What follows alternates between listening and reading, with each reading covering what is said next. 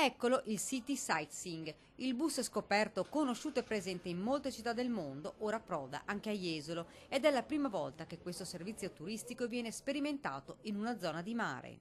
Sarà un servizio al momento sperimentale che, se dà i risultati che ci aspettiamo, il prossimo anno verrà riconformato in maniera più allungata rispetto alla stagione e rispetto al progetto iniziale. Sono previste 6 corse, tutte le sere a partire dalle 19 fino alle 23:10, 7 giorni su 7, più una corsa speciale al venerdì con partenza alle 8:30 per il mercato del centro storico e con giro sulla zona della laguna.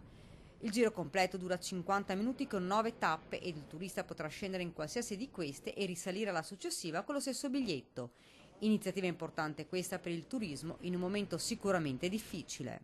Un simbolo internazionale presente in tutto il mondo, in tutte le città internazionali. Finalmente anche Jesolo si dota di un prodotto che indubbiamente verrà apprezzato dalla nostra clientela, riconosciuto, e darà la possibilità di conoscere il territorio, l'entroterra e magari anche cose che attualmente non sono immediatamente riconoscibili e visibili. Il bus collegherà piazze e parchi, dalle Torri a Piazza Drago, da Piazza Brescia al Para-Arex per passare ad Acqualandia fino a Piazza Faro, un servizio che presto partirà anche a Venezia.